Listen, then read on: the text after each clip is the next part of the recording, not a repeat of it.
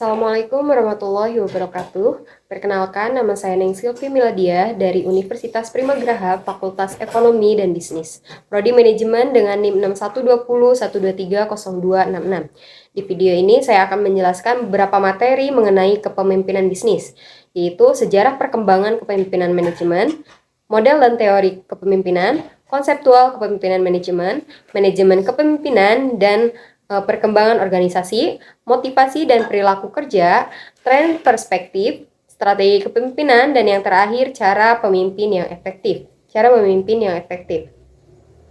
Nah, materi pertama ada sejarah perkembangan dan kepemimpinan manajemen. Kita akan lihat bagaimana cara pemimpin telah berubah seiring dengan perubahan zaman, teknologi, dan kebutuhan pasar. Nah, yang pertama ada manajemen sumber daya manusia, itu aset penting perusahaan. Manajemen sumber daya manusia adalah tentang bagaimana kita mengelola karyawan yang merupakan aset paling berharga dalam sebuah organisasi. Pemimpin yang efektif harus memahami bagaimana mengelola sumber daya manusia dengan baik, mulai dari rekrutmen, pelatihan, hingga evaluasi kinerja.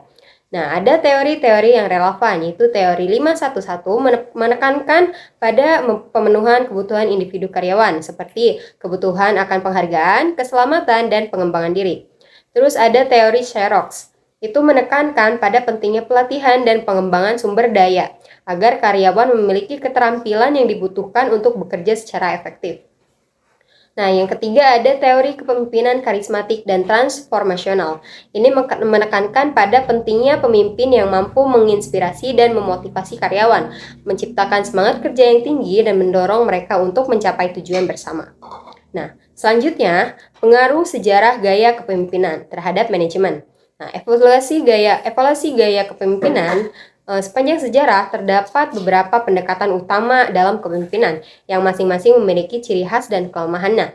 Yang pertama ada kepemimpinan transaksi. Fokus pada transaksi mengabaikan variasi individu, pemimpin memberikan imbalan kepada karyawan jika mereka mencapai target tanpa memperhatikan kebutuhan dan motivasi individual.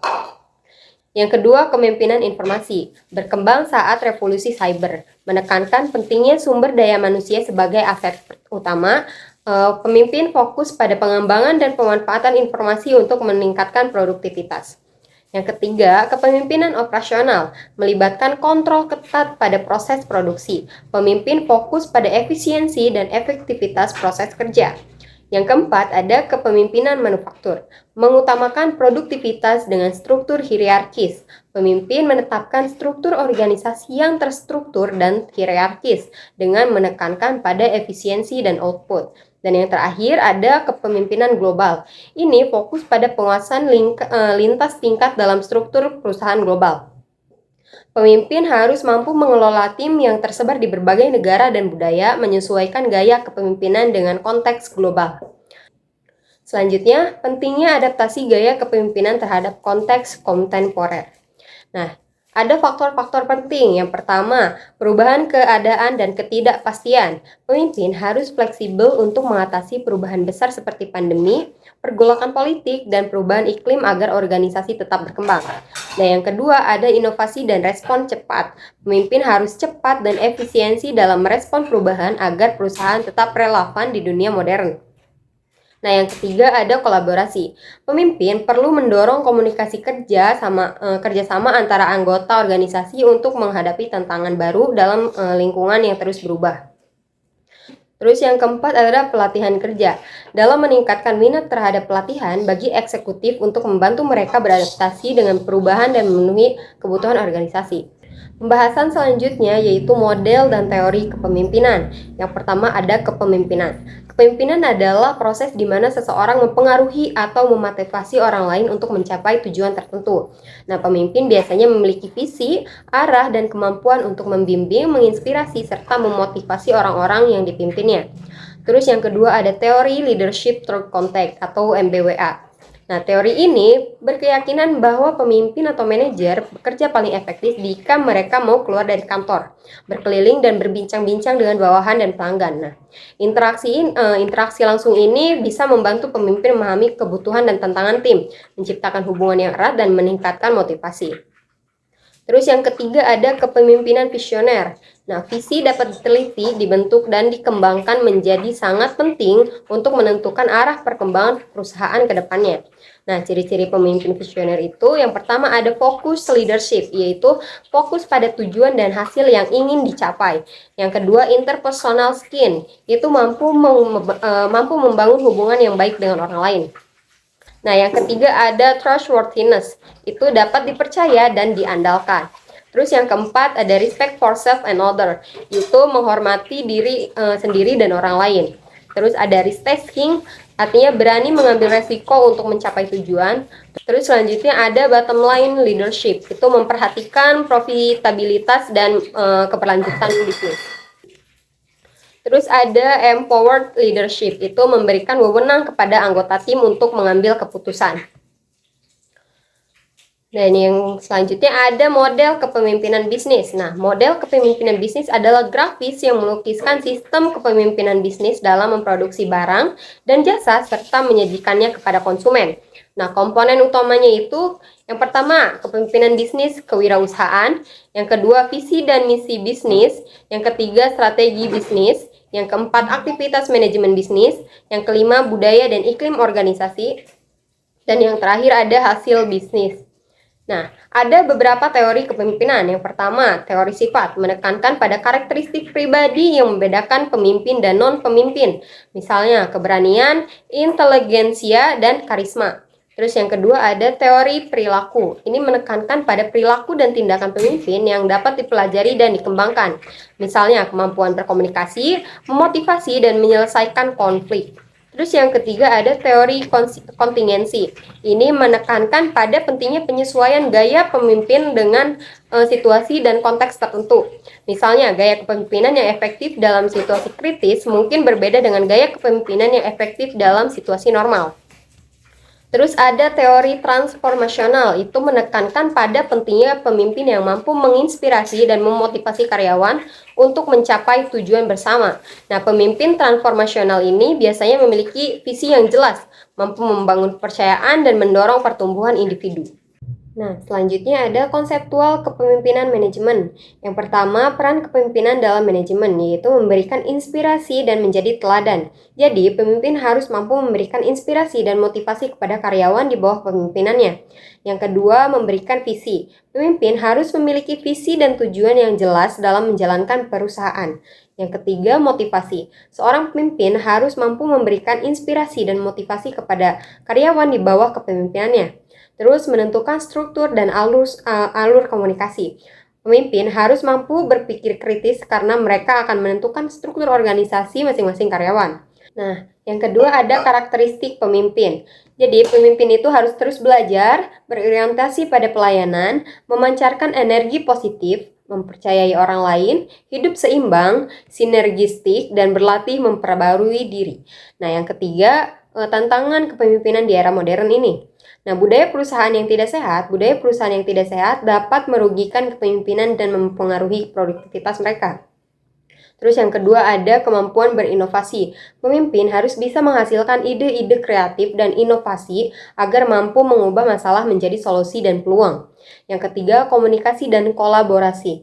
Dengan tim yang tersebar di berbagai lokasi, pemimpin harus memastikan komunikasi dan kolaborasi yang efektif dan produktif. Terus yang keempat ada pengembangan teknologi. Pemimpin harus dapat mempelajari teknologi baru secara cepat, seperti yang terjadi dalam pertanian modern yang semakin marak menggunakan Internet of Things atau IoT. Terus selanjutnya ada manajemen kepemimpinan dan perkembangan organisasi. Nah, yang pertama manajemen kepemimpinan. Itu tentang bagaimana seorang pemimpin mengelola, memotivasi, dan mengarahkan tim atau organisasi untuk mencapai tujuan bersama. Nah, yang kedua ada perkembangan organisasi. Organisasi terus berkembang seiring dengan perubahan zaman. Nah, faktor-faktor yang mendorong perkembangan organisasi itu ada teknologi. Jadi, perkembangan teknologi, informasi, dan komunikasi mengubah cara organisasi beroperasi dan berinteraksi. Terus yang kedua ada globalisasi. Nah, organisasi harus bersaing di pasar global yang semakin kompetitif. Yang ketiga ada perubahan sosial dan budaya. Nah, perubahan nilai dan norma masyarakat mempengaruhi cara organisasi bekerja, berinteraksi dengan stakeholder. Nah, Yang ketiga ada pentingnya adaptasi dalam kepemimpinan. Pemimpin yang sukses harus mampu beradaptasi dengan perubahan yang cepat dan tidak pasti. Nah, strategi adaptasinya itu ada fleksibilitas, mampu menyesuaikan strategi dan pendekatan dengan situasi yang berubah. Terus ada inovasi, menciptakan ide-ide baru dan solusi kreatif untuk menghadapi tantangan. Nah, yang ketiga ada kolaborasi, membangun kerjasama yang kuat dengan anggota tim dan stakeholder. Terus yang ketiga ada pelatihan dan pengembangan, memperkuat kemampuan dan pengetahuan pemimpin agar bisa beradaptasi dengan perubahan. Nah, selanjutnya ada motivasi dan perilaku kerja. Yang pertama ada motivasi. Motivasi itu mengacu pada dorongan yang dihasilkan secara internal untuk mencapai tujuan dan mengikuti tindakan tertentu. Nah, faktor-faktor yang mempengaruhi motivasi itu yang pertama ada kebutuhan. Kebutuhan biologis, rasa aman, sosial, penghargaan, dan aktualisasi diri. Nah, yang kedua ada faktor ekstrinsik, itu penghargaan, bonus, dan pengakuan. Terus yang ketiga ada faktor intrinsik, itu kepuasan, tantangan, dan pengembangan diri. Terus, selanjutnya ada perilaku kerja. Perilaku kerja itu adalah bagaimana cara seseorang bertindak, berinteraksi, dan berperilaku dalam konteks pekerjaan atau lingkungan. Nah, faktor-faktor yang mengaruhinya itu ada motivasi, itu dorongan untuk bekerja dengan maksimal. Terus ada sikap, persepsi, dan nilai yang dianut individu. Terus ada keyakinan tentang kemampuan dan peluang. Terus terakhir ada imbalan dan hukuman, sistem penghargaan dan sanksi yang diterapkan. Nah, pembahasan selanjutnya itu kepemimpinan bisnis tren perspektif. Kepemimpinan bisnis tren perspektif adalah tentang bagaimana pemimpin mampu merespon perubahan yang cepat dan tidak pasti dalam dunia bisnis. Nah, yang mempengaruhinya itu yang pertama ada digitalisasi. Itu perkembangan teknologi digital mengubah cara organisasi beroperasi dan berinteraksi dengan pelanggan. Terus yang kedua ada globalisasi. Organisasi harus bersaing di pasar global yang semakin kompetitif. Terus yang ketiga, keberlanjutan. Permintaan untuk bisnis yang berkelanjutan dan ramah lingkungan semakin meningkat. Terus ada keanekaragaman. Organisasi yang beragam dan inklusif lebih berdaya saing dan inovatif. Nah, pembahasan selanjutnya ada strategi kepemimpinan. Nah, yang pertama ada perencanaan strategi. Adalah proses sistematif untuk menentukan tujuan organisasi, merumuskan strategi untuk mencapai tujuan, dan mengalokasikan sumber daya untuk mendukung strategi.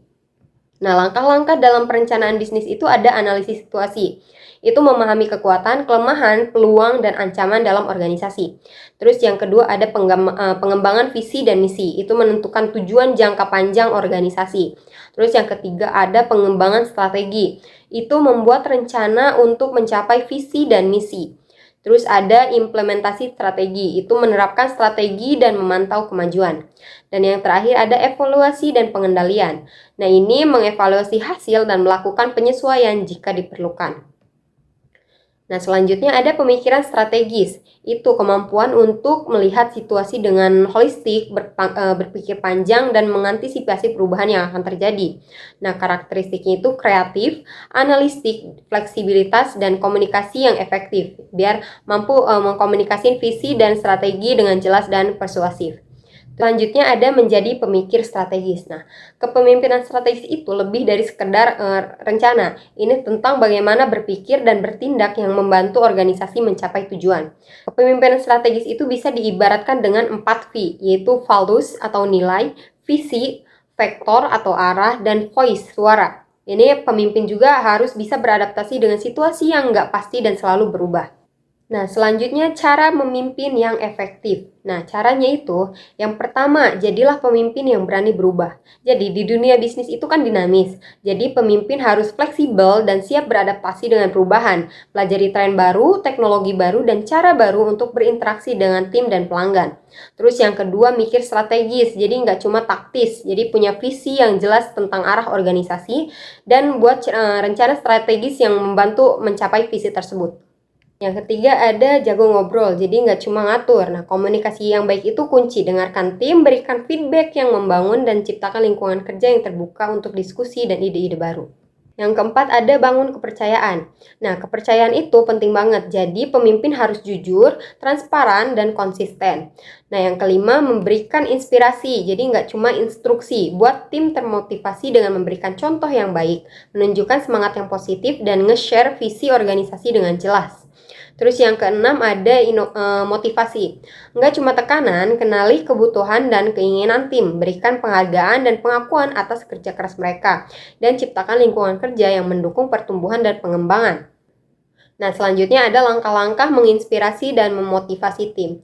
Nah, yang pertama ada bagikan visi. Jadi, ceritakan dengan jelas apa tujuan organisasi dan bagaimana peran tim di dalamnya.